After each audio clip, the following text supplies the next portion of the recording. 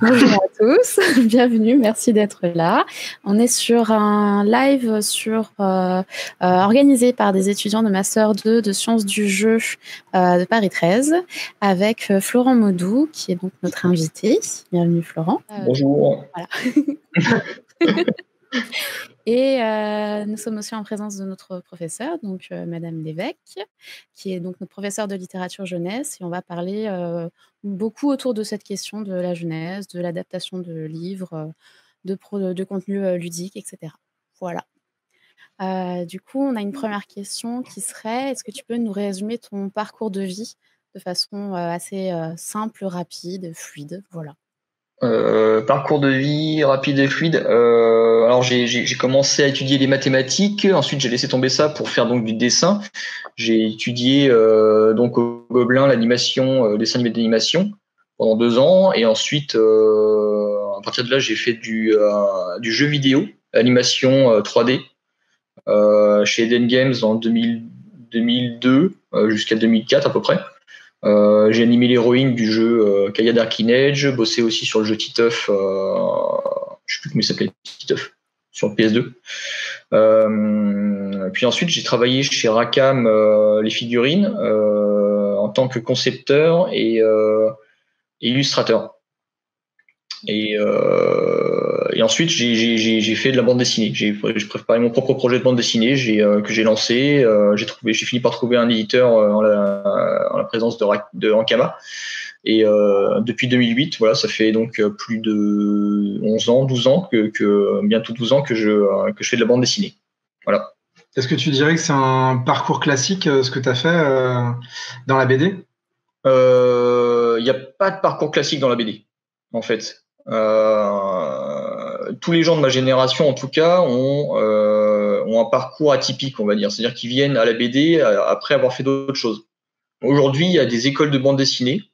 Il y a des jeunes qui en sortent qui sont très talentueux. Je pense qu'il y a un parcours plus classique qui s'installe. Mais c'est difficile à dire. Moi, j'ai pas assez de retour d'expérience là-dessus pour pouvoir te dire s'il y a un parcours classique entre guillemets qu'on peut établir. Le profil, par exemple, typiquement, moi j'ai étudié l'animation. J'ai fait de l'animation, donc du cinéma d'animation, et donc le cinéma c'est pas la même chose que la bande dessinée, c'est cousin.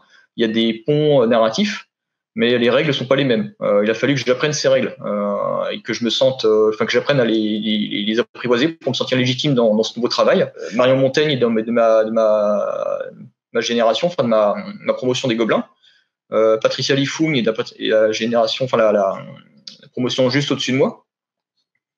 Aujourd'hui, il y a Bastien Vives, Balak et Sans la Ville qui sont eux arrivés 2 ans après moi au Gobelin. Je crois qu'ils sont sortis des Gobelins. Donc voilà, on a effectivement le cinéma d'animation forme beaucoup d'auteurs de BD parce que c'est très cousin en fait. On veut raconter des histoires et c'est le cœur de notre métier, c'est de raconter des histoires. Après ça, tu peux venir des Gobelins, tu peux venir de la publicité, tu peux venir de l'architecture. Enfin, il n'y a pas de règles. Pour nous parler justement de bande dessinée, est-ce que tu peux nous rappeler justement par rapport à Freak Squill de quoi ça parle, pourquoi est-ce que cette BD qui est au final très adulte parle quand même d'une période un peu adolescente, un peu jeune adulte avec une université, etc. Est-ce que tu peux nous parler de tout ça, de cette relation? Comme je vous ai dit, j'ai fait des mathématiques à la fac avec un gros sentiment de pas être à ma place. Et en fait, c'est sur cette base de décalage, de sentiment de décalage, que j'ai eu envie d'écrire Freak Squill. Donc Freak Squill, ça raconte quoi? C'est l'histoire de 3 étudiants qui ont des profils entre guillemets de freaks, de monstres, qui entrent dans une école de super-héros, mais de seconde zone. Cette école, elle n'est pas, c'est pas la plus prestigieuse. Enfin, grosso modo, il y a des écoles beaucoup plus prestigieuses qui officient à côté, qui attirent à elles les étudiants, eux, qui ont vraiment des profils d'Avengers ou de héros, de super-héros à l'américaine, quoi. Du coup, ces étudiants font leur cursus comme ils peuvent et se rendent compte au fur et à mesure que leur école ne forme pas des super-héros, mais ni des super losers, mais des super méchants en fait. Donc, à la fois, ils comprennent qu'ils sont dans un système qui cherche à les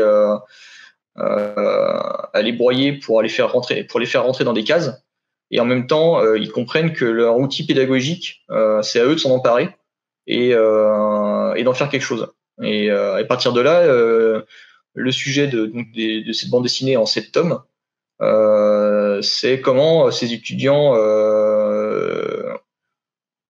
dans une école de super losers qui a priori fabriquent des futurs chômeurs, comment eux ils vont s'emparer de leur outil pédagogique, prendre en main leur destin et faire quelque chose. Un peu ce qui m'est arrivé finalement, parce que voilà, je me lançais dans un cursus qui était pas le mien, qui était pas fait pour moi.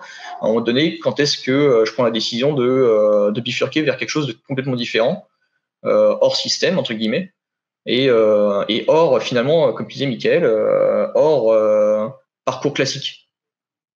Et à un moment donné, tu prends cette décision, tu fais ok, bon bah le parcours classique, il n'est pas pour moi. Voyons voir ce qu'il y a à côté, quoi.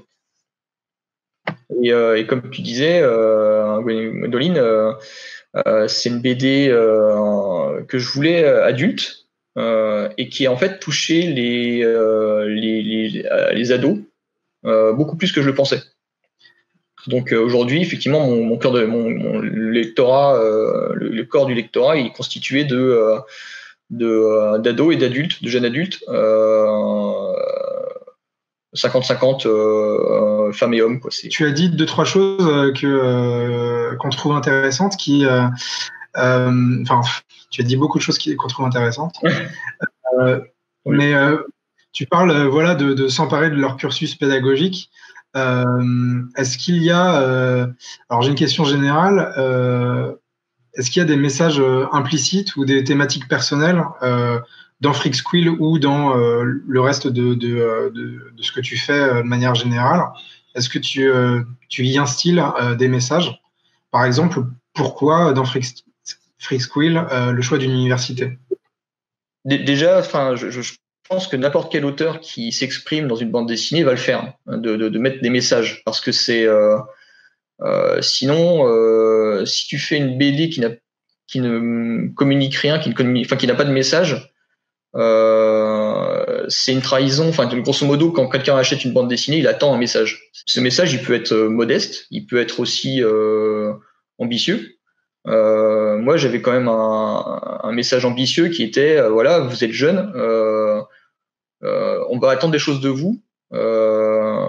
C'est à vous de transformer ce qu'on attend de vous pour le faire vôtre, et pas forcément être le premier de la classe, parce que ça, je l'ai un peu vécu aussi, c'est-à-dire être très scolaire pour finalement me retrouver face à un monde du travail qui est très différent de ce qu'on m'avait annoncé.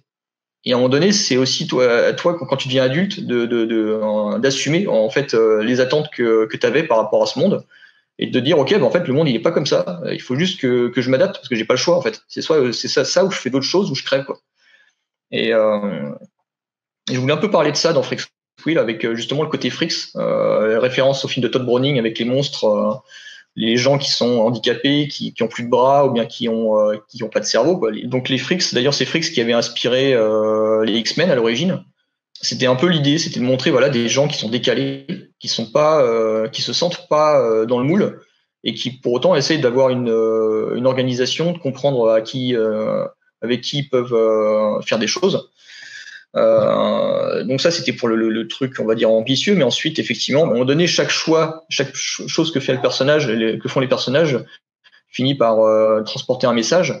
Et par exemple, c'est tout bête, mais en 2008,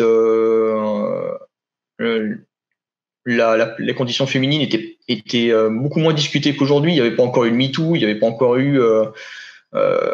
c'est tout bête. Même si, tu vois, mon histoire parle d'héroïnes que moi je trouve jolies, j'aime bien dessiner des femmes qui ont des morphotypes très différents.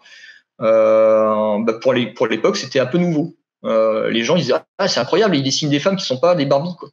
Et en réalité, pour moi, c'est naturel. Je me disais, bah, en fait, je dessine des belles femmes, moi, je les aime bien comme ça. Mais pour autant, par rapport au reste de ce qui se faisait en bande dessinée, en tout cas, ça paraissait novateur. Et effectivement, j'ai été récompensé dans le sens où mon lectorat n'était pas constitué parce qu'à l'époque, le lectorat de bande dessinée franco-belge était constitué à 80% de mecs. Donc une bande dessinée qui faisait 50-50, c'était vraiment nouveau, quoi. Et surtout, à l'époque, il y avait beaucoup de bandes dessinées pour filles ou de bandes dessinées pour mecs. C'est-à-dire que Pénélope Bagieux avait été cataloguée bande dessinée pour filles. Aujourd'hui, beaucoup moins, d'ailleurs. C'est intéressant. Mais à l'époque, elle s'était retrouvée cataloguée. Par exemple, à l'époque aussi, les autrices étaient considérées comme elles vont faire que de la jeunesse, quoi. Et aujourd'hui, les genres se mélangent beaucoup plus. On a des exemples d'autrices qui font de la pop culture qu'on qualifierait plutôt de masculine habituellement, et inversement, on a des mecs qui s'orientent vers du roman graphique plus entre guillemets sensible. Mais oui, c'est-à-dire que mon féminisme à l'époque, que j'avais pas vraiment encore mis le doigt dessus, et quand des amis m'en ont parlé, j'étais premier étonné. Mais mon féminisme, effectivement, faisait partie de l'équation et des messages qui étaient transportés dans ma bande dessinée, quoi. Juste pour revenir par rapport au fond de ton message, on sait que tu continues à écrire et que tu as produit d'autres choses, Oui. on en parlera plus tard. Est-ce que c'est un message que tu continues de porter? Est-ce que ton message a évolué depuis? Et du coup, par rapport à celui-ci, est-ce que, pour faire le lien entre la création et le message, est-ce que tu fais en sorte de le rendre compréhensible uniquement par le texte, par l'image, les deux? Est-ce que tu as un travail là-dessus, on va dire, total, une vision qui t'amène à vraiment travailler sur chaque détail indépendamment ou vraiment sur du précis?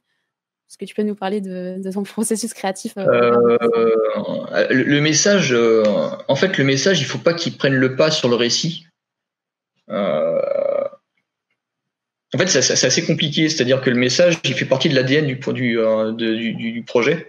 Quand tu commences ton projet, tu dois déterminer quel est le message que tu veux donner, parce que sinon, en cours de route, tu te perds et ensuite tu trahis ton lecteur. Et ça, c'est le pire truc que tu puisses faire, quoi. C'est-à-dire que tu annonces la couleur au lecteur, tu lui dis à la fin, tu auras une réponse par rapport à ça, et en cours de route, tu changes d'avis ou je sais pas quoi, et tu te perds. Et là, le lecteur peut se sentir trahi, et il aurait raison, parce qu'en fait, on est dans de la fiction, on n'est pas dans la vraie vie. La vraie vie n'a pas de message. La vraie vie te tombe dessus et il n'y a pas de sens. Dans la fiction, c'est le contraire. Tu veux donner du sens à tout ça parce que c'est ta propre quête personnelle de sens. Et cette quête personnelle, j'essaie de la transmettre et de la raconter. Et effectivement, l'outil pour raconter cette quête, c'est plusieurs personnages qui peuvent vivre des choses comparables à ce que moi je voudrais transmettre. Des situations que j'ai pas forcément vécues, mais que j'ai envie de mettre en scène parce que je trouve que ça fait sens par rapport aux propos. Et effectivement, beaucoup de sous-entendus. Alors le sous-entendu, c'est quoi? C'est ce qu'on appellerait le métatexte, le subtexte, les sous-titres, enfin bref, tout ce qui est sous-entendu en fait. Et il y a toujours plein de sous-entendus. Par exemple, tiens, par exemple, le personnage de Ombre de Loup, je prends un visuel très parlant pour bref, le loup-garou de l'histoire. C'est quoi? C'est un loup-garou inversé, c'est-à-dire que la plupart du temps, il est en forme de gros loup-garou et que de temps en temps, il redevient humain. Il y a un sous-titre par rapport à ça, il y a un sous-texte qui existe. Par exemple, dans le petit chaperon rouge, la métaphore, c'est par rapport aux premières règles. Et le loup, dedans, est représenté comme il représente l'homme, le prédateur sexuel en fait. Prédateur dans tous les sens du terme. Les prédateurs sexuels en particulier là, parce que c'est celui qui cherche à dévorer le petit chaperon rouge, donc la jeune fille qui vient d'accéder à l'âge adulte par ses premières règles. Et donc la forme de loup, même si elle est innocente dans ce personnage-là, elle porte un sens. Et à un moment donné, il faut que j'aille jusqu'au bout de ce sens-là. Je peux pas m'en débarrasser de me dire en fait c'est juste le hasard, quoi. non, il y a un sens. Et moi, quand je l'ai conçu, il y avait un sens aussi. C'est parce que ça me parlait. Peut-être que j'avais pas mis le doigt exactement dessus. Et c'est là effectivement où on peut dire que le propos de Fricks a évolué avec le temps.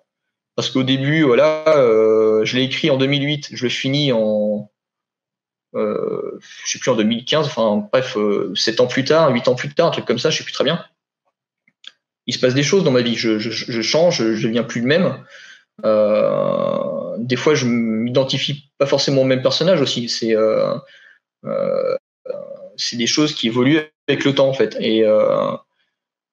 Mais pour autant, il y a des choses qui ont été posées dès le début et il faut qu'elles soient finies. Par exemple, le fait que ce soit un loup, il a fallu que j'amène le propos jusqu'au bout avec Vestigial, justement, un spin-off. Mais dans le récit principal, à un moment donné, dans le récit principal, il faut amener justement une conclusion par rapport à ce choix scénaristique dès le début, qu'il y a eu dès le début, quoi. Et ça, c'est des sous-entendus, effectivement, parce que on voit qu'il y a une forme de loup, mais le sous-entendu, c'est qu'il a une forme de loup, donc ça veut dire que c'est un être hyper sexué, mais qui le contrôle, parce que il est inversé, lui, il n'est pas en mode je perds le contrôle de moi, je deviens un loup, donc j'ai des poils qui poussent, j'ai mon corps qui grossit tellement qu'il déchire mes vêtements. Non, lui, c'est qu'il est en mode, il est contrôlé parce qu'il est déjà en forme de loup, et c'est pour ça que ce personnage plaît autant aux gens en général, c'est qu'il représente le mal non toxique. Et ça, c'est depuis le début. Ça, je savais en l'écrivant que je représentais un mal qui n'était pas dans une démarche de prédation, alors qu'il avait justement une attitude, enfin un physique de prédateur. Donc oui, ça c'est des personnages. Enfin, il y a plein de choses qui sont sous-entendues par les personnages, par leur forme aussi, par leur par exemple, l'héroïne a des petites cornes de démon. Et ça aussi, ça porte un sens par rapport au sens qu'elle va porter plus tard dans le récit, le concept de justice, parce que Satan, c'est aussi celui qui est l'adversaire politique, l'adversaire dans le tribunal. Donc, par rapport à ce qu'elle porte, j'essaie aussi de filer la métaphore jusqu'au bout, quoi. Ça me fait penser, ce que tu dis, quelque part à certains types de fiction qui sont sur la maturité, qui utilisent parfois l'école ou l'université comme dit Mathilde Lévesque, un lieu intermédiaire entre ce qu'on est au départ et le monde qui peut être différent de ce que l'on a et qui peut effrayer. Est-ce que c'est un lieu de transformation, hein. C'est un lieu d'initiation et de transformation, hein. Et c'est pour ça que l'université, je trouvais ça intéressant parce qu'on n'était plus dans le. En fait, Fricks, je l'ai écrit parce que j'adorais ces histoires on va dire d'école. L'école, c'est un lieu qui est génial pour ça. C'est presque comme les films de prison, mais en moins anxiogène, quoi. Et on y est confronté aussi à nos propres peurs parce qu'on n'a pas le choix, on est obligé de se sociabiliser avec des gens qui sont parfois très agressifs et dans un milieu qui est, dans notre société en tout cas, qui est assez élitiste et très concurrentiel. Et pourquoi l'université? Oui, excuse-moi, je n'avais pas répondu à ta première question. Pourquoi l'université? C'est parce que en fait, je voulais que mes personnages n'aient pas les mêmes enjeux que des lycéens ou des collégiens.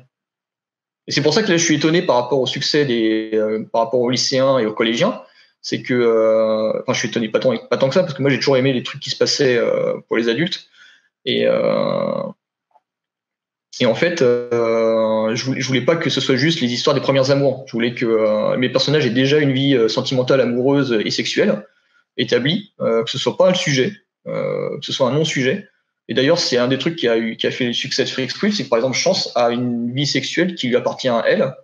Elle s'en empare et elle le fait de manière très naturelle. Et le récit ne la condamne jamais.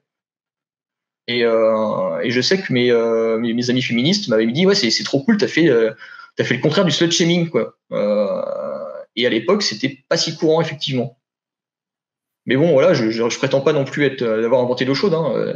C'est juste que naturellement, j'ai pas d'a priori par rapport à ça et j'aimerais le transmettre aussi. Et effectivement, le choix de l'université, c'est important parce que le collège ou le lycée, on parle plus des premières amours, avec tout ce que ça implique d'interdit, de non-dit, et là, à l'université, c'est ce que j'avais ressenti en entrant à l'université, justement, quand j'ai fait des études supérieures, c'est que c'était un non-sujet, en fait. Chacun avait sa vie, et puis voilà, quoi.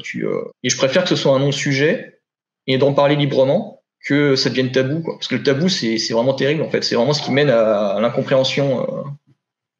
Et justement, par rapport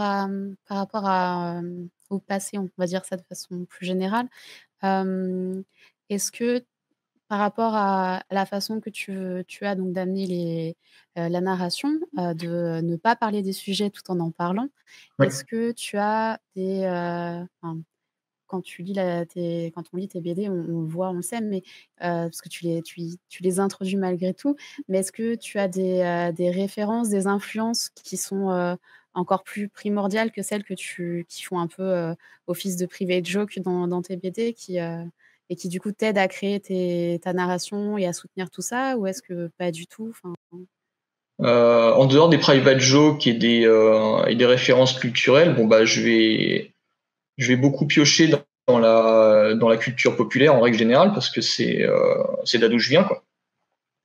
Moi, j'adore la culture pop, j'en consomme beaucoup. J'aime bien aussi tout ce qui est ancien dieu, polythéisme. C'est follement amusant, quoi. Tu peux y trouver des tas de trucs euh,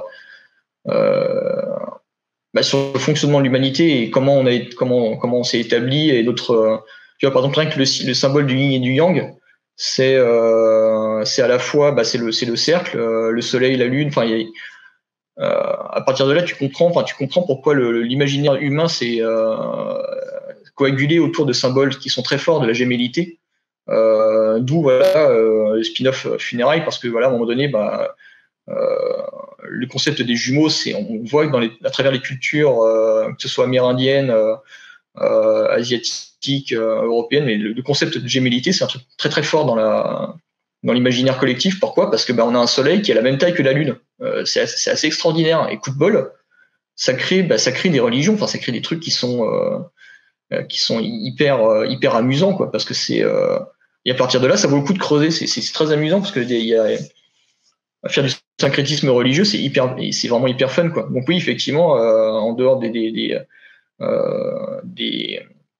références triviales, je m'amuse à essayer de trouver du sens à la culture humaine. C'est vraiment un sport qui est super rigolo à faire, c'est-à-dire trouver des choses qui ont du sens en les mettant ensemble. Et tu verras tout à l'heure quand je parlerai de Chocafrix, il y a beaucoup de choses à raccorder et tout ce qui est jeu, game design, il y a beaucoup de choses à faire en termes d'utiliser les réflexes culturels qu'on a déjà. Parce que en fait, on baigne dedans, quoi. Par exemple, le chiffre 4, à quoi il est lié par exemple, c'est souvent lié à la mort, c'est aussi lié aussi aux 4 saisons. Les 4 saisons, mais aussi aux jeux de cartes. Et les jeux de cartes, à quoi correspondent dans ce cas-là les 4 saisons des jeux de cartes et les 4 cavaliers de l'Apocalypse? Ça, c'est le chiffre 4. Le chiffre 3, j'ai encore plus de choses à raconter dessus. Oui, quand tout fait sens, c'est fun, quoi. Je reviens un peu en arrière sur ce que tu as dit. Pour en avoir déjà discuté avec toi, je sais que tu as un rapport particulier avec ton public. Donc est-ce que tu pourras nous en parler? Et surtout par rapport à la jeunesse en général, parce que donc notre cours est à propos de la littérature jeunesse. Ouais. Tes BD ne le sont pas à la base, mais justement, quand tu nous en as parlé tout à l'heure de ton public, tu nous disais que mine de rien, si, il s'est approprié tes créations. Du coup, est-ce que tu pourrais plus nous parler donc de ton rapport au public, de ce que tu penses de l'enfance et de l'adolescence, peut-être actuelle, ou en tout cas de la période où quand tu as écrit Freak-Squill, et voilà, dans le détail, si tu peux. Alors dans le détail, j'ai écrit Freak-Squill à l'origine pour des gens de ma génération, me disant que voilà, je faisais la BD que je voulais lire, quoi. Effectivement, j'ai vu, et puis surtout ça m'est arrivé de recevoir des prix par rapport à ça, donc c'est intéressant. J'ai vu qu'il y avait un intérêt, une appétence pour mon titre de la part des ados. les ados et les jeunes adultes, quoi. Mais des ados assez, oui, à partir de 12 ans, quoi. Disons que au début, je pensais que c'était plutôt à partir de, allez, je sais pas, 14, 15 ans, et en fait, il s'est avéré que les jeunes ados aimaient Freak et comprenaient ce qui se passait dedans. Pourquoi déjà? Parce qu'en fait, quand tu fais une narration, en fait, ce qui se passe, et ce qui est discriminant quand tu fais une bande dessinée, c'est la narration, tes choix narratifs. Par exemple, une personne âgée, quand je dis une personne âgée, je vais dire la soixantaine, n'arrive pas à lire les bandes dessinées, a du mal à lire les bandes dessinées que je fais, en général. Parce que pourquoi? C'est parce que ces personnes qui ont 60-70 ans, en général, ils ont été biberonnés à Tintin. Tintin, c'est pas la même narration du tout. Moi, j'ai une narration de type cinématographique, manga, qui va lorgner aussi un petit peu sur le franco-belge ou le comics en général, mais disons que comme j'ai été éduqué et travaillé dans l'animation, j'ai appris à devoir gérer des apparitions d'images très rapides. Et donc, quand je me suis trouvé devant une planche de BD, qu'est-ce que j'ai fait? J'ai appliqué à peu près les mêmes règles, c'est-à-dire comment faire pour que le lecteur passe naturellement d'une case à l'autre. Donc effectivement, par rapport à ces règles de narration, je suis en connexion avec les ados, parce que eux lisent beaucoup de mangas, consomment beaucoup de mangas, ils ont une culture manga. Et qu'est-ce qui se passe dans le manga? En fait, la narration manga d'aujourd'hui, elle provient en fait du cinéma. D'ailleurs, les fameux traits de vitesse, en fait, c'est ni plus ni moins que des effets de zoom et de dézoom qui sont présentés avec un effet de blur, d'action blur, quoi. Le fait de faire une action rapide, vous n'allez pas le fait de dessiner une main comme ça ou le fait de la dessiner comme ça, graphiquement, ce sera très différent, forcément. Il y a un moment donné où je vais mettre des petits traits de vitesse. Et en fait, ces traits de vitesse, dans les mangas, c'est devenu un code. Et aujourd'hui, ce code est repris par les adolescents et puis par les moins adolescents, parce que moi, j'ai grandi dans le manga aussi, j'ai 40 ans, mais je suis pas. Du coup, j'ai baigné dans cette culture aussi. Et en réalité, c'est le même code. Donc, à partir de là, effectivement, on a un langage commun. Et des enjeux communs. Les enjeux communs, c'est quoi? C'est effectivement la transformation du passage on va dire, d'une adolescence au passage à l'âge adulte. Et de toute manière, que ça concerne les universitaires ou les lycéens ou les collégiens, finalement, c'est les mêmes enjeux. Eux, ils veulent accéder à l'âge supérieur, entre guillemets. Pour eux, c'est encore flou, ils savent pas très bien ce qui va se passer après. Et en fait, le sujet de la transformation, et la transformation, c'est intéressant, parce qu'on parlait de loup-garou tout à l'heure, le sujet de la transformation et le sujet de l'éducation aussi, et de l'accession à l'âge adulte, et avec les angoisses que ça suscite, c'est-à-dire, par exemple, est-ce qu'on nous ment? Est-ce que les études qu'on nous dit de faire, est-ce que c'est les bonnes? Parce qu'à un moment donné, on nous dit de faire, ouais, c'est bien, tu vas voir, et tout. Et en fait, concrètement, moi, j'ai vécu une époque où le conseiller d'orientation était quelqu'un qui n'avait rien à foutre de son métier, quoi. Clairement, il n'était pas là pour conseiller, il était là juste pour voir si le projet de vie était crédible, mais pas plus que ça, quoi. Moi, on m'a jamais conseillé de faire du dessin, alors que je dessine depuis tout petit, et l'école faisait de moi quelqu'un qui n'était pas moi, quoi. Il a fallu que je me rebelle, en fait. Je me suis rebellé relativement tardivement. C'est peut-être pour ça que j'ai cristallisé mon histoire autour de l'université, parce que c'est à ce moment-là que moi je me suis rebellé. Mais effectivement, la rébellion, le changement, c'est un sujet qui touche beaucoup les ados. Ça, c'est tout à fait normal, surtout que c'est un âge où enfin ils découvrent qu'ils vont une autonomie, quoi, qu'ils vont être des adultes. Donc c'est un âge qui est très compliqué, ouais. Et c'est pour ça que je suis assez surpris, mais pas tant que ça, dans le sens où en fait tu peux pas dire que tu fais une œuvre pour les ados. Enfin, je pense pas. C'est quasiment impossible. Tu peux pas faire une œuvre en te disant allez, je vais toucher ce public-là en particulier. Mais en fait, c'est impossible, parce que les ados, c'est l'âge où ils vont dépenser leur argent de poche. C'est la première fois qu'ils vont la dépenser de manière presque autonome. Donc, qu'est-ce qu'ils vont faire? Ils vont s'acheter des BD pas trop chers. Ils vont s'acheter des mangas, en fait. Et les mangas, en fait, ça représente ces premières BD que tu achètes toi en tant que autonome culturellement. Tu vas pas acheter les trucs qui vont faire plaisir à tes parents. Tu vas pas acheter, tu vas pas continuer la série qu'eux ils ont commencé à t'acheter, parce qu'eux ils vont te l'acheter. De toute façon, ils vont te l'offrir. Donc, et Et là-dessus, effectivement, tu peux pas dire je vais faire un truc pour plaire aux ados. En fait, tu fais un truc, et puis si jamais ça leur plaît, ils s'en emparent, tant mieux. Et s'ils s'en emparent pas, bah écoute, heureusement, j'espère pour toi que tu n'as pas essayé de plaire absolument aux ados, parce que c'est une erreur, quoi. En plus, pour l'avoir vu dans les métiers que j'ai pratiqués, c'est-à-dire dans le jeu vidéo et dans la figurine, lorsque tu essayes de plaire de manière artificielle à un public, enfin, ouais, c'est un rapport intéressant au public, c'est que quand tu essaies de plaire et de mettre au forceps, vas-y, tu vas l'aimer ce truc-là, et que tu essaies de mettre des ingrédients et que ça devient artificiel, bah, les gens en général ils boudent, ils aiment pas trop, quoi, parce que ça devient artificiel, justement. Et on essaie d'avoir ça au label 619 en règle générale sur nos BD, c'est d'avoir ce côté un peu innocent de bah tiens, je fais un truc parce que ça me plaît et que je sais que ça va te plaire aussi. Et en fait, bah, finalement la connexion se fait comme ça, quoi. Ça ressemble à une manière de se présenter qui serait celle d'un artiste. Est-ce que tu dirais plutôt artiste, artisan, BDiste? Comment tu te définirais? Ça me fait se poser cette question. Alors j'ai fait pas mal de travail là-dessus sur moi. J'ai essayé d'abandonner mon complexe de l'imposteur. Et en fait, en étant auteur déjà complet, en fait, on fait un travail d'artiste. C'est-à-dire que on a des sujets qui sont presque obsessionnels, qu'on va traiter d'une œuvre à l'autre. Chaque œuvre va résonner l'une avec l'autre. Donc oui, on fait un travail d'artiste en fait. Et j'en fais un, et je vais pas m'en cacher, quoi. Artisan, je serais artisan si je faisais par exemple que la colo, que l'ancrage, et que le sens de ce que je fais ne m'échappe. Je pense que le sens que je mets dans chaque dessin que je produis, je pense que je le maîtrise suffisamment pour pouvoir dire que je suis artiste. Ouais. Justement, alors on fait une petite diversion là, Ouais, vas-y. un peu, mais sur Freaksquill, tu as fait donc scénario, dessin, colo, tu as tout fait, il me semble. Sur quelques autres créations comme Rouge, tu as collaboré avec d'autres.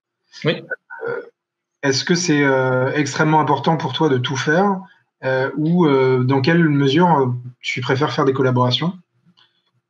Alors, c'est deux choses très différentes en fait. Par exemple, je vais reprendre l'exemple de Rouge. En ce moment, je travaille aussi avec une amie sur un autre projet, mais là, je vais revenir sur Rouge parce que ça peut vous parler si vous l'avez sous les yeux. C'est un dessin qui est très différent du mien.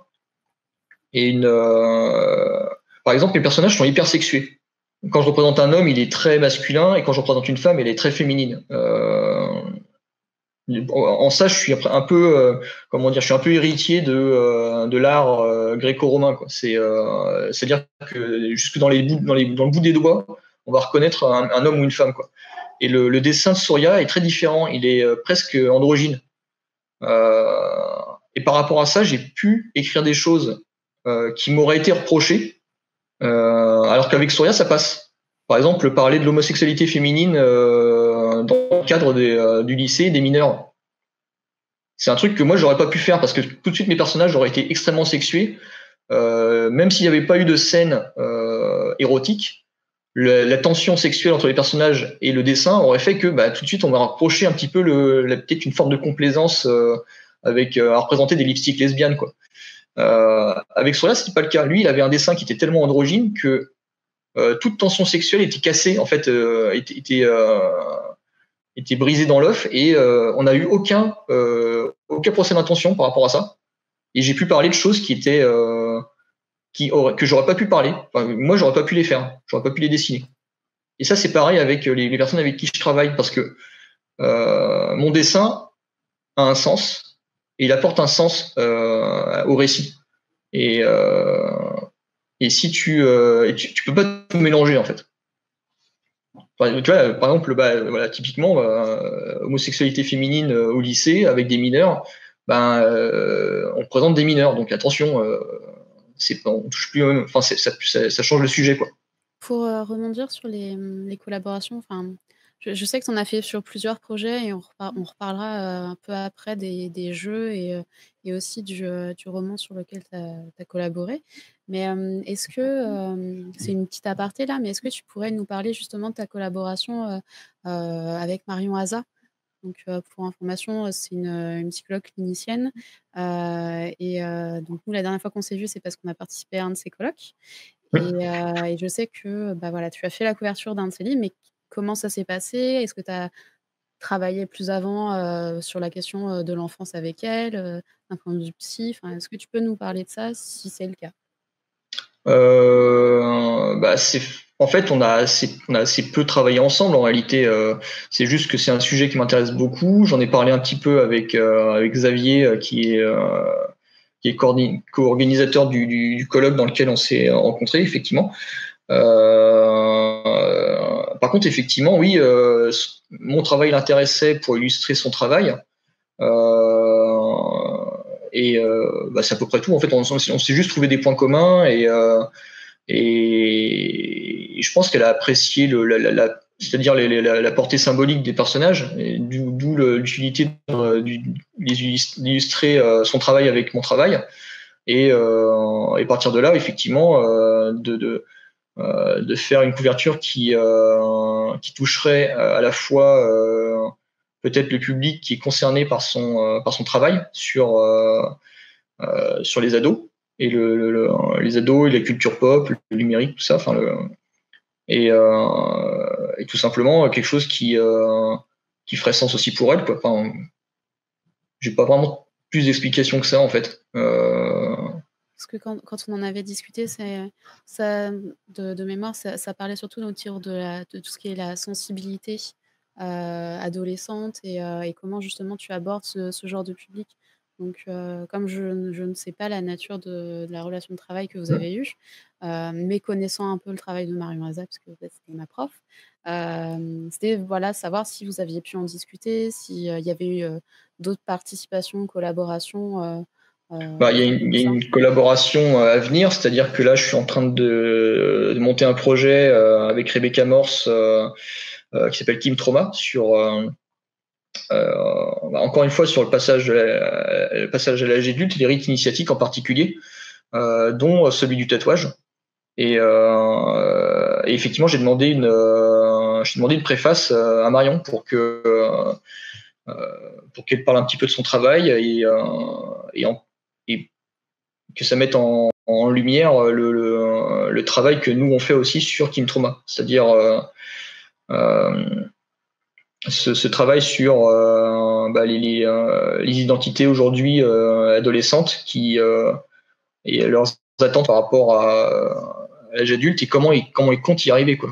Parce qu'à un moment donné, le rite de passage aujourd'hui, c'est une grande question qui revient souvent, c'est-à-dire qu'est-ce qui nous reste comme rite de passage, le bac à lauréat, est-ce que ça reste encore un rite de passage? Au final, après analyse, le permis de conduire est peut-être le rite de passage le plus universel, mais le tatouage on passe de devenir un rite de passage assez important dans nos cultures, quoi. Mais de toute façon, le rite de passage est lié à une notion qui est très forte et qui revient dans Freak Squill, dans Funérailles et dans Rouge. C'est la mort, en fait. C'est ta relation avec la mort qui conditionne ton passage à l'âge adulte, quoi. Et effectivement, ça concerne les ados dont s'occupe Marion, quoi. Ok. Je me souviens en fait de façon très prégnante cette discussion en fait en cours sur les rites de passage. Du coup, c'est drôle. Pour revenir sur les adaptations, on va essayer de faire un petit peu la transition. Donc, est-ce que tu peux nous expliquer comment, pourquoi est-ce qu'il y a eu une variété de supports et de déclinaisons de la série Freak Squill? Comment est-ce que ça en est venu, en fait, à être aussi diversifié, avec un univers étendu? Voilà. Alors, deux raisons à ça. En fait, Déjà, moi, je consomme plein de trucs. J'aime les jeux de plateau, j'aime les jeux vidéo, je suis assez boulimique. Enfin, je vais pas y passer ma vie, mais j'aime bien plein de choses. Et par exemple, il y a des adaptations insoupçonnées que j'aimerais bien faire. Par exemple, j'ai inventé un art martial dans Freak Squill. Un jour, peut-être que je l'adapterai. Ou je trouverai peut-être quelqu'un qui pourra l'adapter. Parce que je suis pas maître d'arts martiaux, mais c'est des choses qui seraient amusantes à faire. Et en fait, il faut avoir l'envie et effectivement l'opportunité. Et là où Ankama est intéressant, c'est que ça brasse énormément d'opportunités. Parce que c'est une boîte qui est très large, qui a fait son succès sur le jeu vidéo. Et il y a aussi autre chose, c'est le succès de Frix me permet aussi de faire des tentatives, des choses un peu étranges comme on parlait d'adaptation. Donc dans les bonus de Freak Squill, dans les bonus de Freak Squill de tome 4, on a fait une adaptation, on a fait Shuka Frix. C'est-à-dire en fait donc ça ressemble à une boîte de céréales, hein, avec même dedans il y a même un bout d'emballage de type céréales, mais en réalité c'est un jeu de cartes, enfin c'est un jeu de figurines.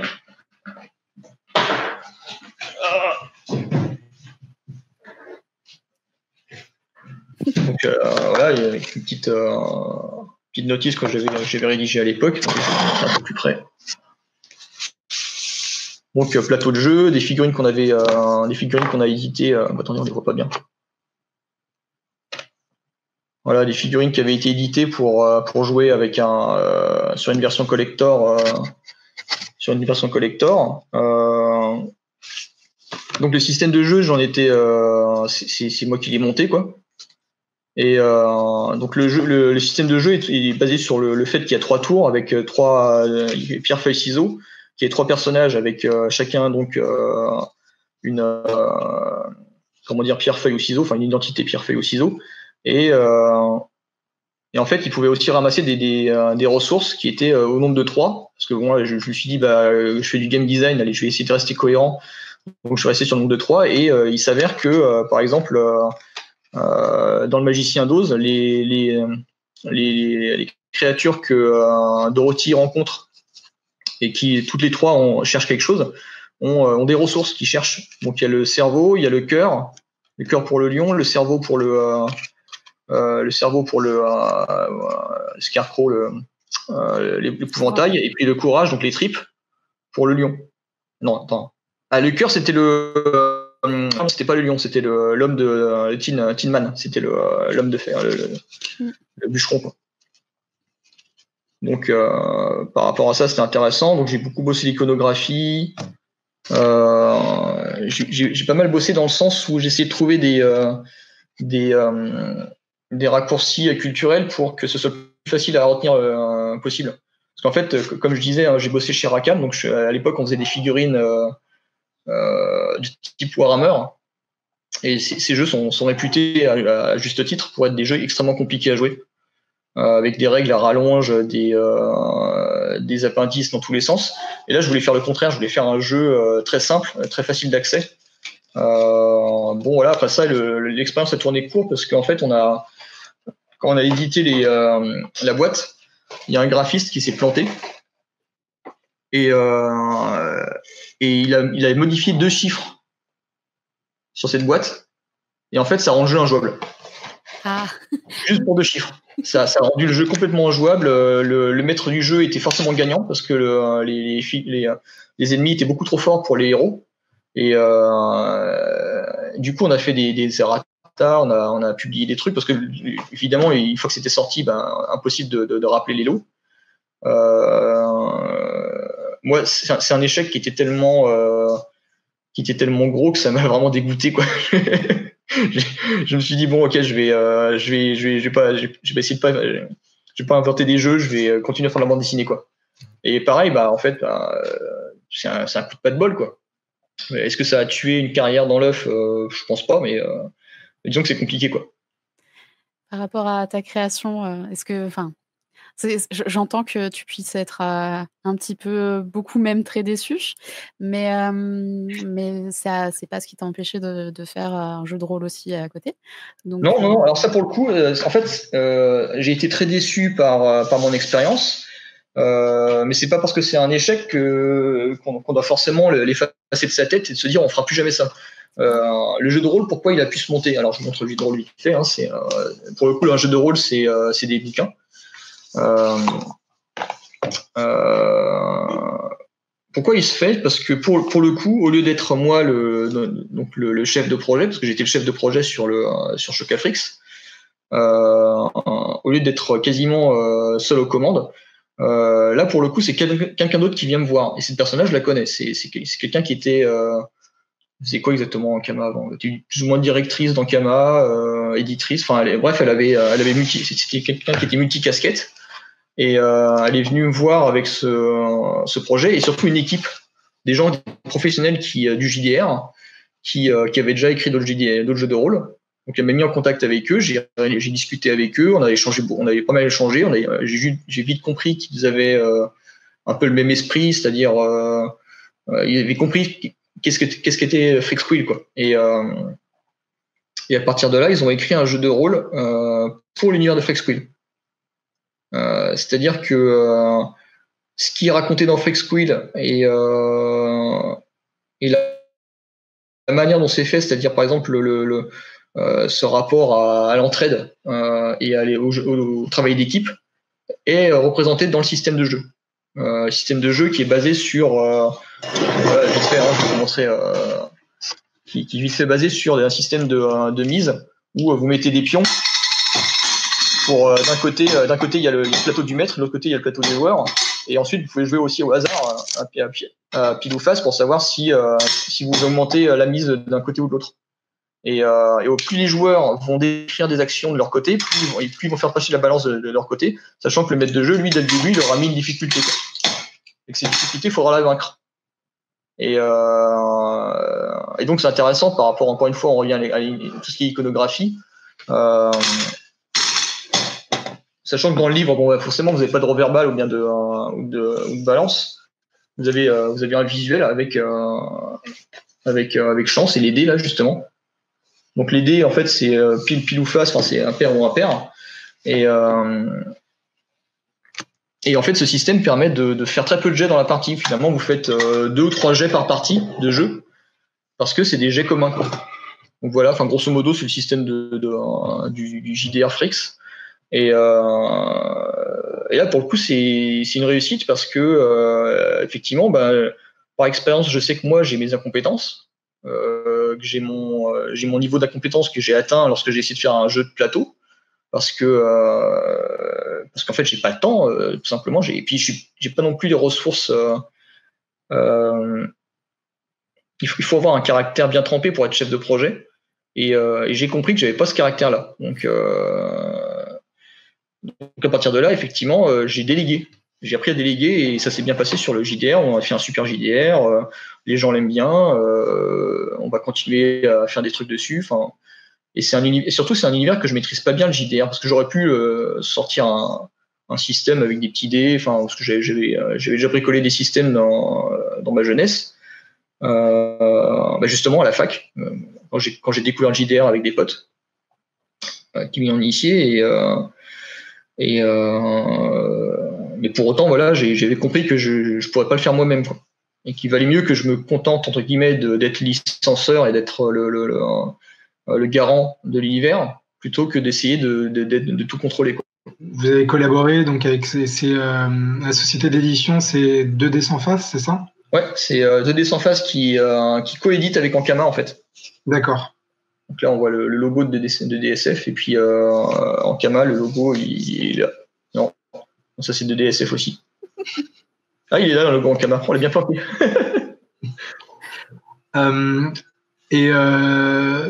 Du coup, je me pose plusieurs questions sur le jeu de rôle, rôliste moi-même. Ouais. La première question, c'est quand même un public niche. Je crois que c'est moins de 10% des Français et des Françaises qui jouent. Ah ouais, 10%, t'es gentil, ouais. Je crois que c'est 7, ouais. Je suis pas sûr. Ouais. Donc, pourquoi un jeu de rôle? En fait, ça, encore une fois, c'est une question d'opportunité. En fait, Céline, qui a monté le projet, elle-même est rôliste et trouvait que ça faisait sens par rapport à l'univers de Frix et le côté fac, université, de me proposer ce projet. Et moi, pourquoi je saute dessus? Parce que déjà, j'avais dans l'idée d'en faire un, et qu'en plus, effectivement, la période que je brasse, la période que je couvre dans Freakskill, l'université, c'est celle où particulièrement, j'ai découvert le JDR avec donc ses amis qui m'initient au JDR, quoi, au jeu de rôle. Et du coup, oui, ça faisait complètement sens. J'aimerais bien pouvoir en faire plus aujourd'hui, mais j'ai pas le temps, mais c'est une activité qui est géniale, quoi. Et en plus, par rapport à l'ADN de Frix, qui est de parler des monstres et des créatures entre guillemets inadaptées, le JDR est assez connu, même si c'est pas tout à fait vrai, pour permettre aux gens qui sont un peu hors normes, un peu qui rentrent pas dans le schéma dans un schéma préétabli, le JDR leur permet justement de s'exprimer et de sortir de leur réalité, quoi. Tu es en train de dire que les rôlistes sont des frics? En tout cas, c'est l'image qui, à mon époque, qui était véhiculée. Aujourd'hui, je sais pas exactement. J'ai l'impression que ça se démocratise pas mal quand même. Mais quand je pratiquais ça, c'était vu comme un truc de geek.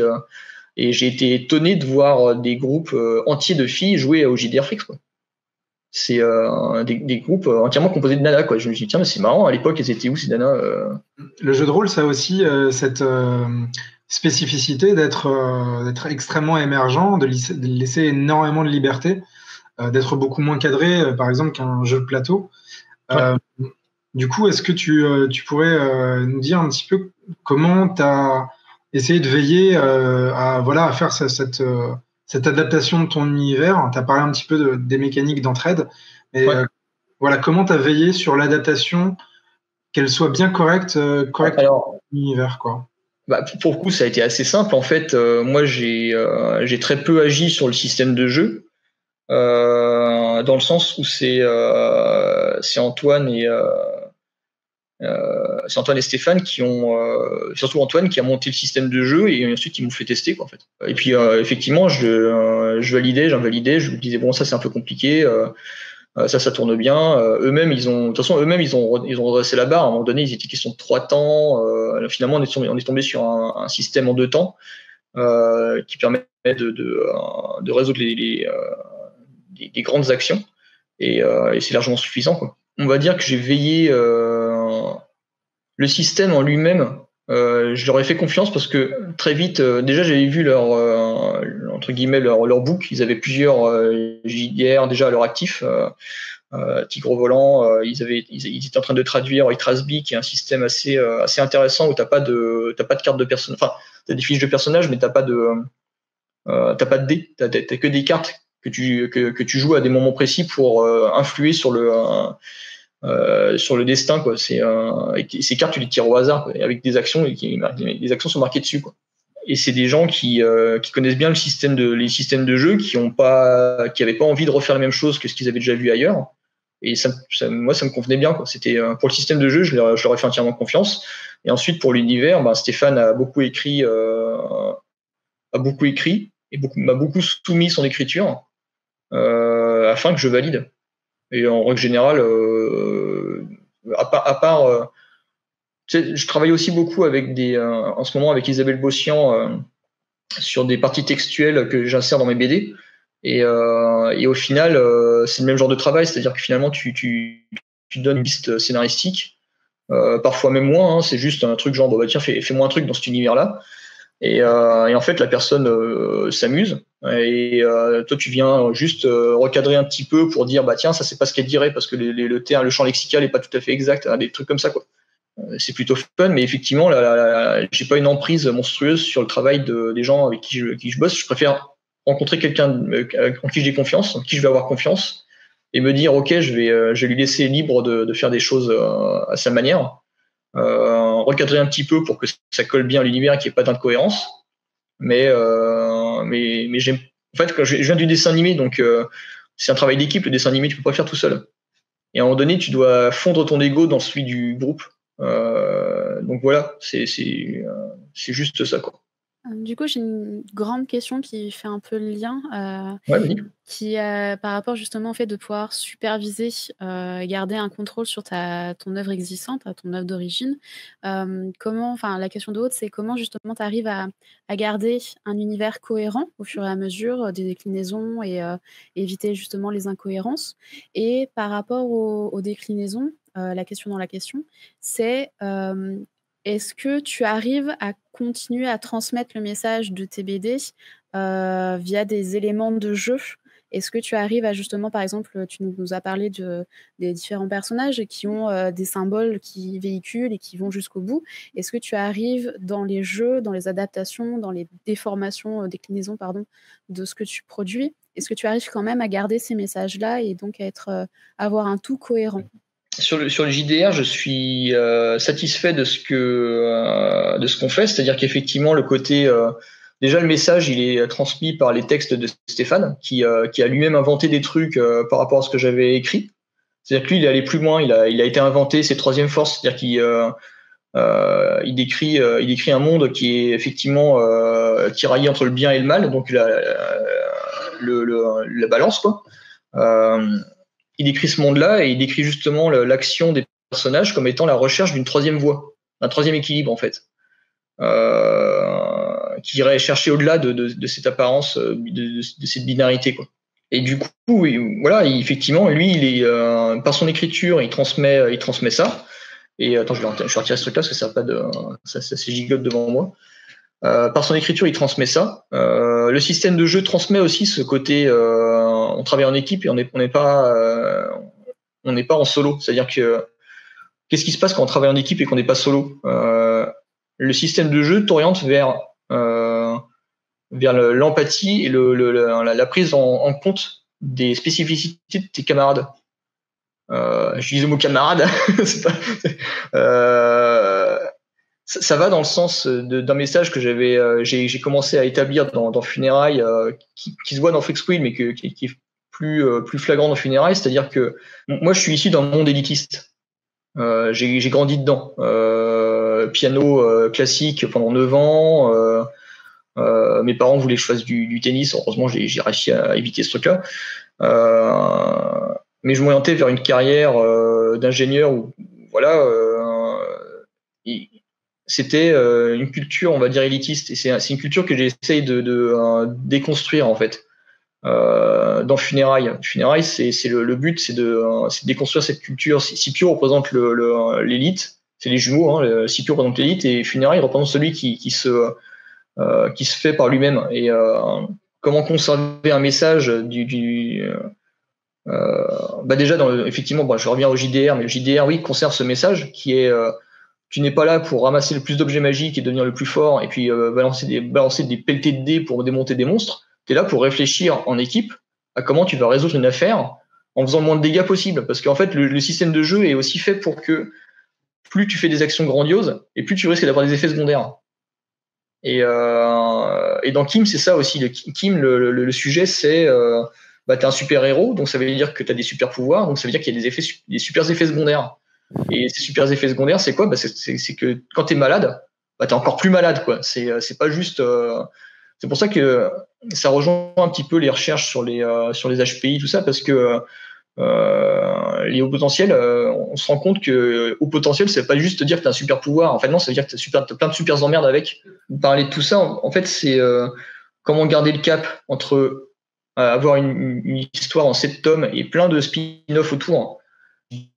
Je suis en train de réfléchir à un jeu de colocation où il y aurait une certaine concurrence entre les joueurs, mais il y aurait pas de méchants. Enfin, il y aura pas le but ce sera pas d'écraser l'autre, parce que des fois je joue à des jeux de plateau qui sont brillants, avec des mécaniques qui sont super intéressantes, mais dont le but est toujours d'écraser l'autre, soit économiquement, soit de le tuer, quoi, tout simplement, ou sinon de massacrer le maximum de zombies. Ce qui revient à tuer des gens, quoi. Mais bon, Et donc, je voulais trouver une mécanique qui récompenserait les gens, mais de manière à ce qu'ils essayent de travailler en équipe.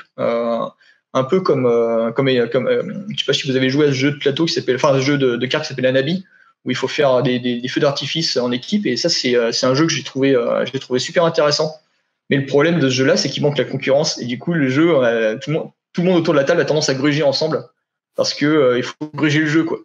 Et en fait, pour éviter de gruger, il faut introduire un petit peu de concurrence. Je pense que c'est ça le but. Enfin, c'est un peu le. De toute façon, notre vie, il y a une forme de concurrence qui est inhérente à la nature humaine.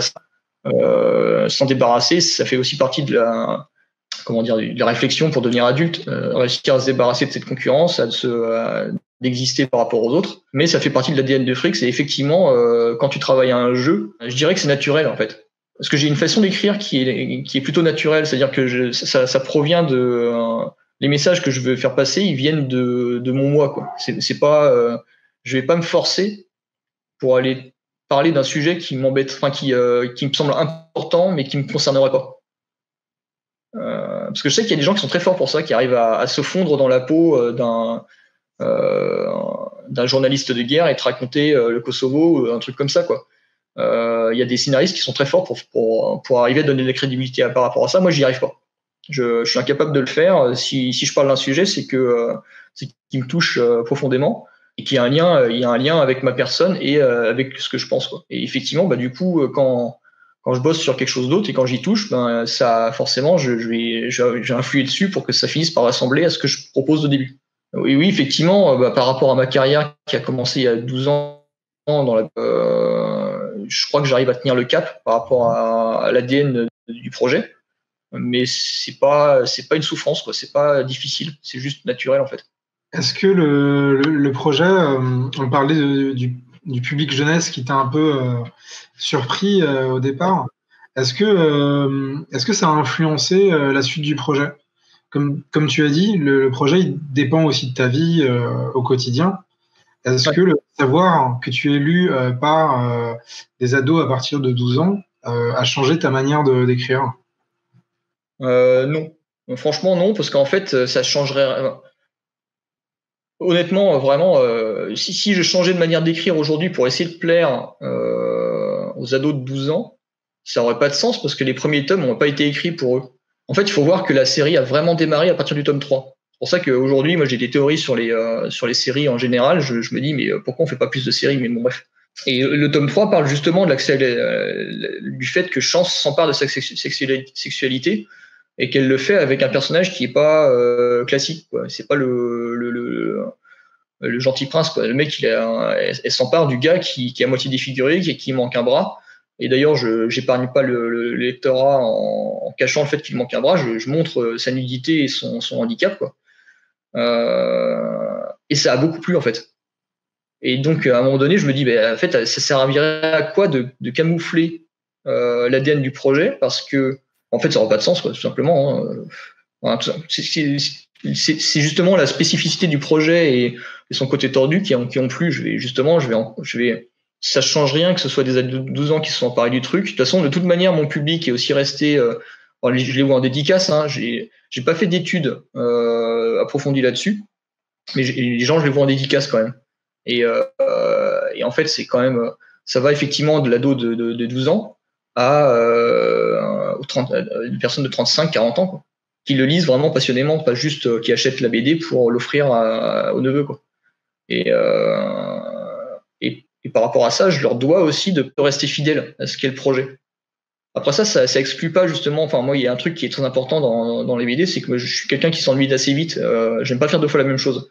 Et j'ai pas envie de reproduire toujours les mêmes schémas. J'ai envie de me surprendre aussi. Et oui, effectivement, j'essaie de prendre des risques entre chaque tome d'une BD, de trouver toujours un ton différent, trouver un truc qui fera que ça renouvellera le plaisir de lecture. Pour autant, j'essaie de rester fidèle quand même à ce qu'est le projet depuis le début. D'accord, non, mais c'est une réponse. Ça fait écho à ce qu'on voit en cours de littérature jeunesse également. On pourra en reparler. D'ailleurs, à propos de cours, comme je disais, on est dans le cadre d'un master sciences de l'éducation. Ouais. On se posait la question donc avec Gwendoline de comment te poser la question de l'éducation, comment te demander est-ce que Freaksquill, que ce soit la BD, Chocafrix, le jeu de plateau ou le jeu de rôle Freaksquill, est-ce qu'ils ont des éléments éducatifs? On se demandait comment te poser la question, donc tu peux la prendre de manière assez large. Il y a des éléments éducatifs. Le premier qui me vient à l'esprit, je dirais, c'est la sexualité. Le deuxième, c'est aussi l'appropriation du corps. Il y a un truc qui a été assez important dans... Là, pour le coup, ça a été vraiment important et ça a influencé vraiment durablement ma manière de représenter les corps. C'est qu'assez vite, dans Freaksquill, je sais plus, j'étais en dédicace pour le tome 1 ou 2. Il y a une jeune femme au demeurant très jolie qui est venue me dire grâce à toi, je me sens jolie, je me sens belle. Et je me suis dit, purée la vache, attends, pour qu'elle se sente belle seulement parce qu'elle arrive à venir bébé, il y a un problème. C'est-à-dire quoi? C'est que les gens lui disent que c'est un ton et que. Enfin, tu vois, c'est quand même dingue. Tout ça parce que, entre guillemets, en 2010, j'étais un des premiers à présenter des femmes qui n'étaient pas des canons de beauté. Et ça, pour le coup, ça a vraiment influencé mon travail. Et je sais qu'il y a des toubibs qui se servent de mes BD pour montrer que une femme peut être belle sans être un canon, quoi. Et ça m'a un petit peu influencé quand j'ai créé le personnage de Mammouth. Et aujourd'hui, je suis super content parce que c'est un des personnages les plus forts de Freaksquill. Les gens l'adorent. Moi, je la représente. Je suis toujours amoureux d'elle. Enfin, c'est top, quoi. C'est un personnage qui a une présence. Attends, je vais vous la montrer parce que quand j'en parle comme ça. En fait, c'est le personnage d'Oran, un des personnages principaux de Funérailles. Et donc en fait, elle a une présence assez importante. C'est même l'héroïne du tome 5. Et oui, je pense qu'il y a une vertu à la fois thérapeutique et éducative à montrer des personnages qui sont hors canon. Donc déjà ça, et puis effectivement, dans Chocafrix, je pense par rapport à votre cursus, hein, il y a un truc par rapport à l'iconographie qui est intéressant. Tu vois, par exemple, pierre, feuille, ciseaux, j'ai essayé de représenter à chaque fois, vous voyez les pictos. Par exemple, Pierre, le poing, c'est celui de, bon, faut pas bien, c'est celui de Hellboy. Les mains, c'est celle de Edward Scissorhands, Edward Main d'Argent. Bon, la feuille, j'ai pas trouvé grand chose, hein, malheureusement, mais j'aurais peut-être dû faire une plume, une main en plume comme celle de Donald Duck, ou un truc comme ça. En fait, oui, l'iconographie, c'est un truc qui est. Je sais qu'en bande dessinée, les gens négligent de travailler l'héraldique et l'iconographie. Et en fait, c'est un travail qui est super intéressant de se plonger dans tout ce qui est héraldique et un monstre et d'établir des liens en fait. Par exemple, pourquoi on a créé des chimères? Parce qu'en fait, à un moment donné, il a peut-être fallu rassembler la maison de l'aigle et la maison du lion et d'en faire la maison du griffon, quoi. Tout simplement, en fait, tu peux t'en servir comme outil pédagogique, je pense. C'est pas parce que c'est une BD effectivement où je fais vraiment attention à la méta, au sous-texte. Et ça, je dirais que l'outil pédagogique de Freaksquill, il est peut-être pas, pour le coup, il est peut-être pas très adapté aux ados, mais peut-être plutôt aux jeunes adultes et aussi aux ados. De toute façon, c'est le médecin qui travaillait justement avec une ado qui était en surpoids. Mais oui, mais justement, par rapport pour en revenir à Marion Hazard, les collègues de Marion, justement, ils m'ont parlé du fait qu'ils travaillaient avec des ados qui, en relation avec la lecture de Freaksquill, et et que ça leur permettait d'établir des ponts en fait. Parce que encore une fois, la question avec l'ado, c'est d'établir des ponts culturels et donc de laisser l'ado vous proposer des choses, c'est une force de proposition, mais vous aussi proposer des choses à l'ado. Et donc quand vous proposez quelque chose à l'ado, il faut avoir une proposition qui soit contrôlée, mais séduisante aussi en même temps. Donc c'est là-dessus, effectivement, c'est un outil qui est assez utilisé, quoi, qui est pas mal dessus. Par rapport aux représentations, parce que c'est un gros travail effectivement que tu fais, parce que tu abordes pas mal de questions qui sont d'actualité, qui sont sociales, qui sont sur la sexualité, qui est du coup orientée sexualité positive, avec des messages sur l'acceptation de soi, l'acceptation des autres, le handicap aussi, tout ce qui est, il y a beaucoup de choses du coup qui sont abordées. Et sur une note un peu plus légère, quand tu t'adresses même carrément plus légère, grivoise même, quand tu t'adresses aux adultes, comment est-ce que tu fais un travail de création de cahier de vacances qui n'en est pas un? Ah oui, oui. Comment ça se passe? Là, pour le coup de cahier de vacances, en fait, là, je suis en collaboration avec Run qui a créé le label 619. Et pour le coup, c'est lui vraiment qui est l'esprit de Doggy Bags, hein, comme Mickaël montrait tout à l'heure, et du cahier de vacances, c'est-à-dire un esprit effectivement. On est plus sur de l'interdit en fait. Et Run, lui, son écriture est plus orientée sur ce que nous, quand on était adolescents, on voulait absolument lire, mais qui était strictement interdit, quoi. Et du coup, ça peut être apparenté à la lecture typiquement adulte, mais en réalité, c'est très adapté à l'adolescence. Parce que c'est toujours abordé de manière très très saine. Par exemple, là je prends pas l'exemple du cahier de vacances, mais je prends l'exemple du Doggy Bags. Enfin, dans le Doggy Bags 2, il y a un personnage, à un moment donné, on a travaillé avec des auteurs qui avaient mis en valeur un personnage qui tuait des femmes à coups de pelle. Et les gens trouvaient ça très drôle, quoi, ils adoraient et tout. Et nous, on savait que les gens trouveraient ça drôle, parce qu'en fait, l'histoire faisait du personnage tueur à coups de pelle presque un personnage positif, parce qu'en fait, lui, dans sa vision, il comprenait que c'était des extraterrestres venus pour le tuer.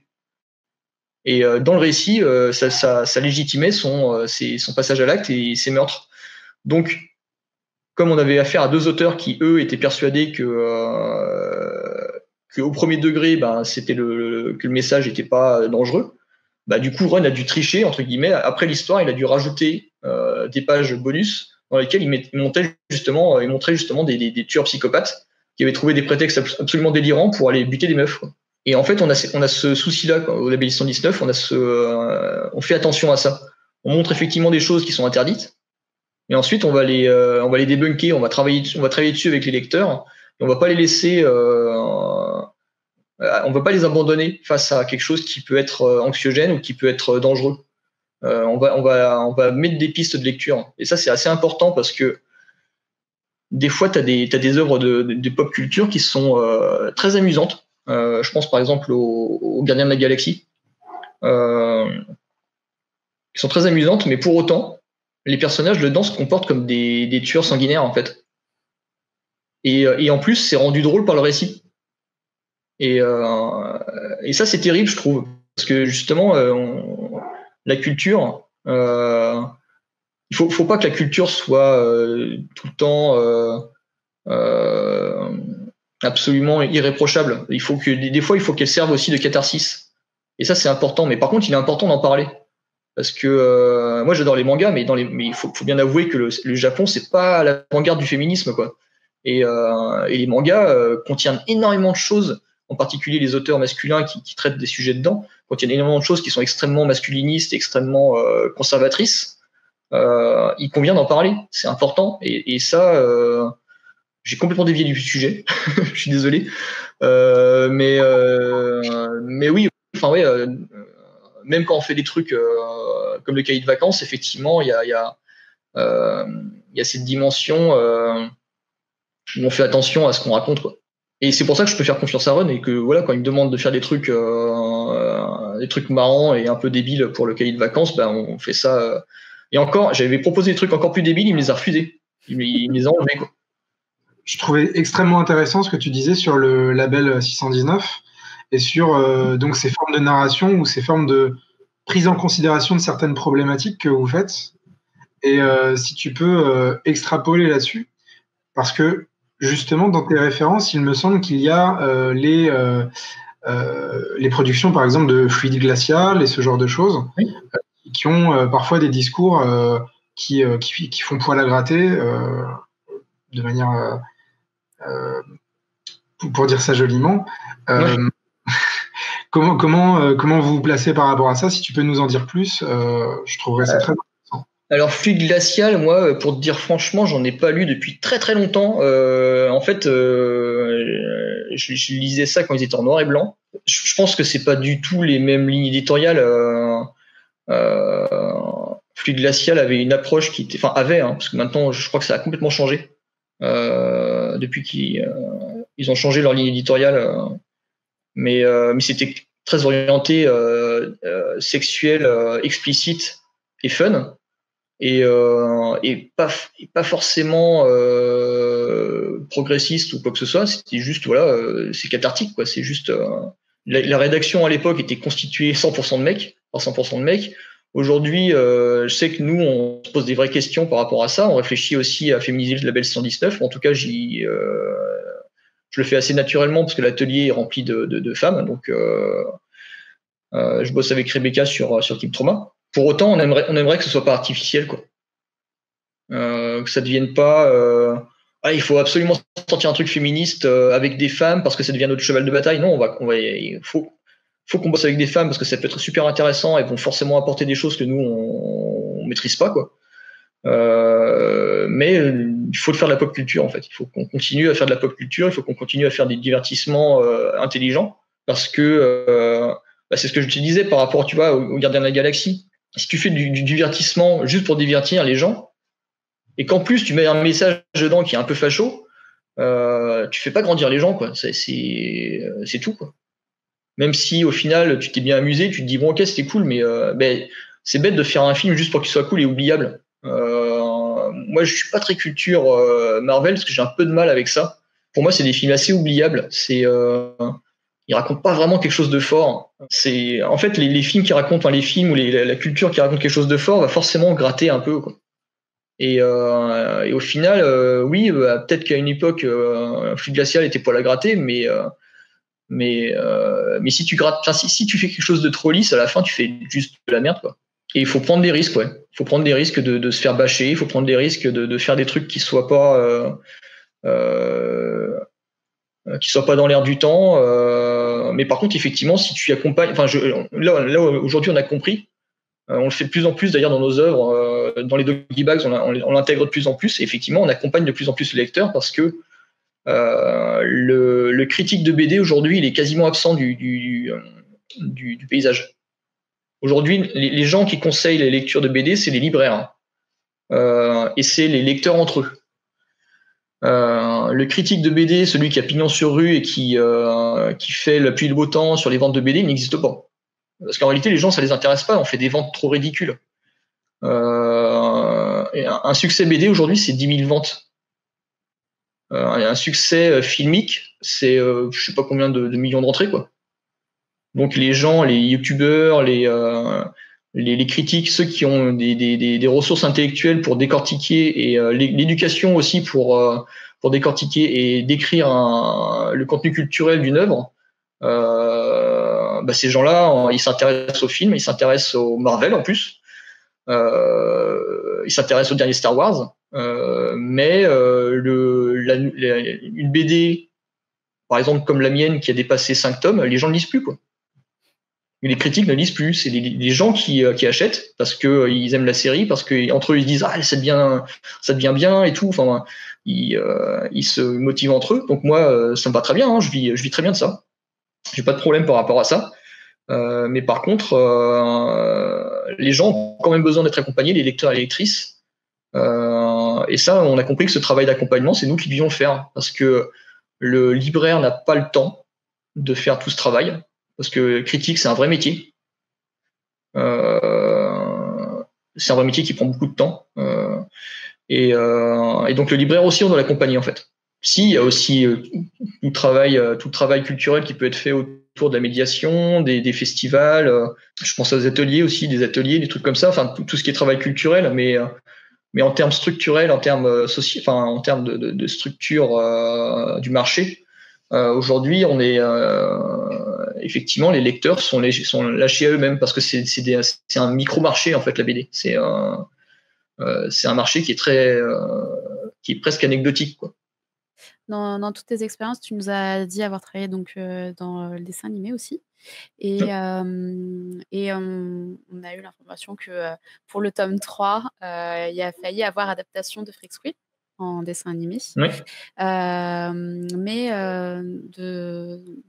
dans une interview, tu exprimes l'idée que c'est un format en France qui est plutôt assimilé à la jeunesse. Oui. Et du coup, on voulait avoir ton retour dessus. Et si ça faisait quand même partie encore de tes projets, et si du coup tu avais d'autres projets. Voilà. Alors, à l'époque, Ankama ouvrait une succursale Ankama Japon d'animation. Ils avaient des projets. En fait, Frix s'est retrouvé dans le schedule, enfin dans la liste des projets à faire, et monté assez vite en ordre de priorité parce que le projet plaisait bien aux équipes sur place. Du coup, du jour au lendemain, je me retrouve à partir au Japon pendant un mois pour monter une équipe de décorateurs, créer une bibliographique sur les décors de Freak Squill parce que en fait, les Japonais aiment bien travailler avec les Français si c'est eux qui font les décors, parce que les Japonais préfèrent faire les personnages en fait. C'est leur cœur de métier, c'est leur expertise, quoi. Faire une collaboration comme ça les tentait bien. Donc on était censé travailler sur un pilote, mais effectivement, ce qui s'est passé, c'est que le projet était monté trop vite en fait. Il a été monté trop vite. Le producteur était pas très expérimenté. Il nous a mis un réalisateur qui était en bout de course. Le mec qui sortait d'une production de Naruto, d'un film Naruto, je sais pas exactement lequel. Mais le mec, je l'ai vu en 2 semaines d'intervalle, il avait chopé des boutons sur tout le visage. Apparemment, il n'avait pas dormi chez lui depuis 2 semaines. Il se douchait sur place. Enfin, c'était horrible, quoi. Ils m'ont décrit des trucs affreux. Et quand effectivement il a pu enfin bosser sur Freak Squill, et ben il dormait sur sa table à dessin. Le producteur voulait essayer de le réveiller pour qu'il me parle, mais j'ai fait non, mais laissez-le dormir. Enfin, c'est pas possible, quoi. Donc drôle d'expérience, intéressante, vraiment passionnante, pour plein de choses. Mais une production qui était vraiment chaotique, un producteur très jeune qui a essayé de réécrire le script en cours de route parce qu'il y avait tout d'un coup il avait une idée géniale. Il a fallu que j'explique au producteur avec le scénariste qui était à côté de moi, je voyais bien qu'il n'avait pas envie qu'on touche à son script et je comprenais bien pourquoi, parce qu'en plus le producteur proposait un truc qui allait pas, donc il a fallu que je tranche de manière super diplomatique. Donc là donc ouais, c'était un peu compliqué. Le projet a capoté parce qu'au final, moi je suis rentré en France. Le réalisateur a proposé une version du storyboard. Il nous a dit finalement en 10 minutes ça passe pas, il faudra faire 23 minutes, donc c'est ce qui faisait exploser le programme, enfin le budget. On n'a jamais trop su si c'était le producteur qui tirait les ficelles ou le réalisateur qui avait timé le truc pour. Enfin, grosso modo, en 23 minutes, ça devenait trop dilué. Pour un pilote, ça racontait plus rien. En plus, ils avaient pas bien tout compris du personnage de funérailles. Il le faisait apparaître 2 jours, première apparition 2 jours dans un jardin. Je sais que ce truc bizarre.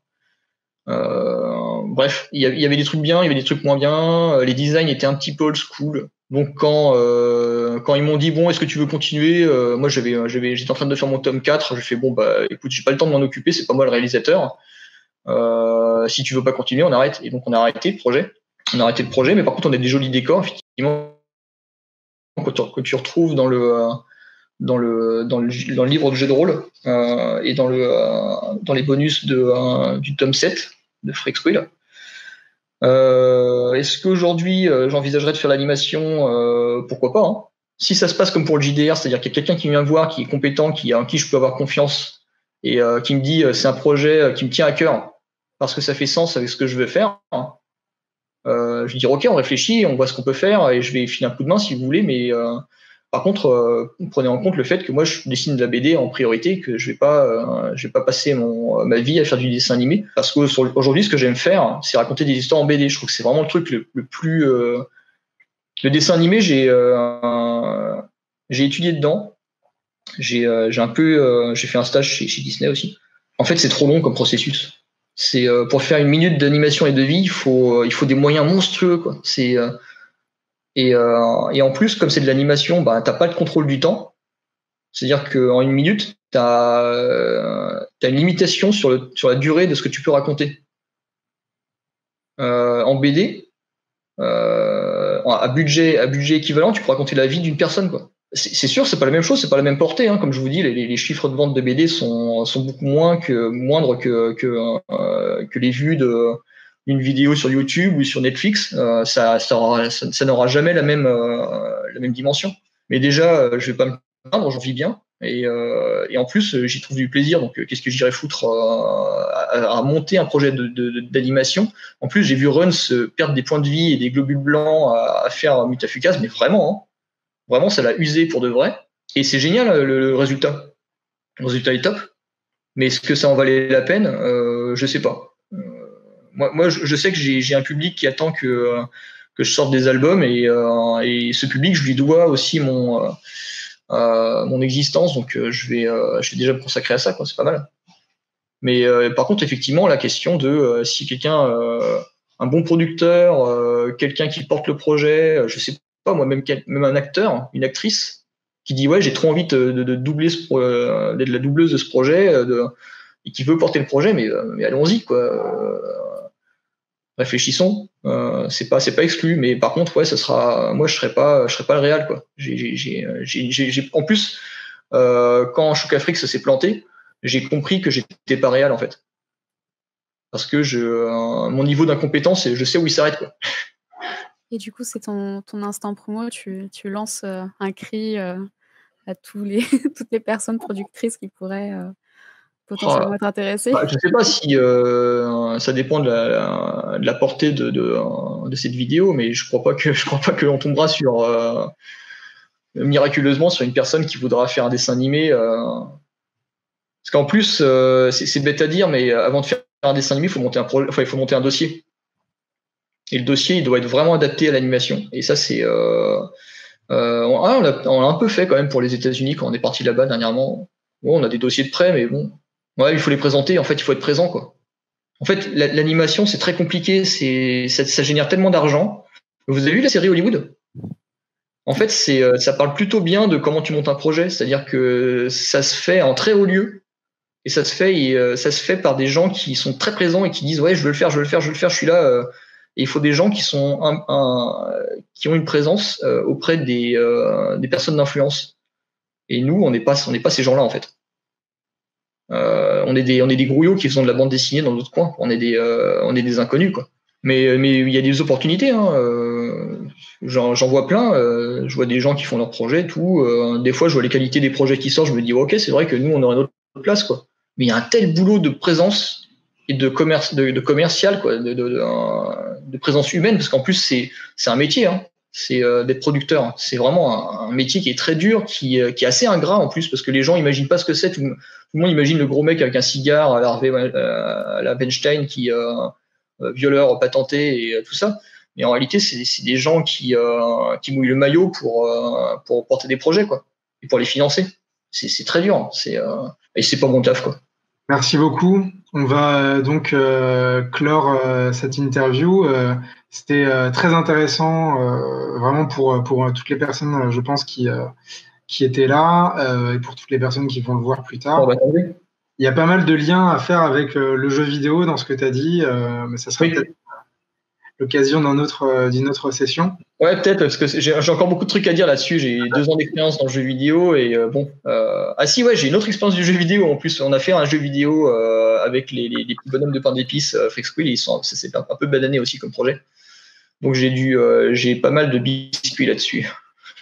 On n'aura qu'à organiser une deuxième session, tout simplement. Ça marche. On va être obligé de toute façon. Est-ce que tu veux nous recommander des travaux à toi, des travaux à d'autres, des endroits où on peut voir un petit peu tes actualités pour la fin?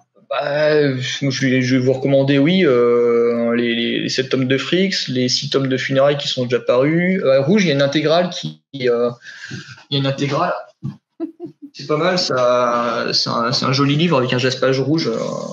Ça fait un joli truc, quoi. Donc ça, c'est pour mon boulot. Et puis ensuite, tout ce qui est 619, label 619, en règle générale, c'est facile à conseiller parce que Run, en tant que directeur de collection, il a fait un super travail de cohérence. Il y a Rebecca avec Isabelle qui ont sorti plein de BD rigolotes. Le dernier titre en date, c'est Poison et Dragon, qui est vachement bien et qui parle justement de sexualité. Enfin, c'est pas le sujet, mais justement la sexualité est un non-sujet dedans. Et c'est intéressant parce que l'héroïne a une sexualité qui est atypique. Attendez, je vais vous montrer. Donc ça, c'est chez Dracou. Chez Dracou, Poison et Dragon. Ça se trouve dans toutes les bonnes librairies, quoi. J'ai envie de dire aujourd'hui, oui, effectivement, ça vaut le coup d'acheter vos BD en librairie. Voilà, ce sera peut-être le message de la fin, parce que oui, les libraires, ils ont, comment dire, sans être grossier, ils vont peiner, quoi. Ça va être dur. Oui, essayer de passer par le circuit librairie, pas forcément par le circuit plus facile de l'achat internet, Fnac, Amazon, quoi. Donc voilà, puis en règle générale, est-ce qu'il y a des trucs importants en bouquin?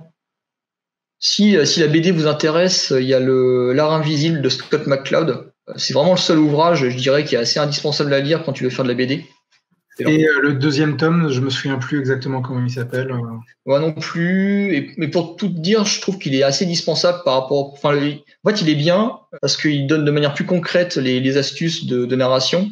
Mais je trouve que L'Art invisible te donne déjà toutes les bases, en fait. Il te fait comprendre tous les enjeux de la narration BD et l'historique aussi de ce qu'est la BD. C'est-à-dire qu'en fait, le fait de mettre des images et accompagner avec du texte, c'est constitutionnel.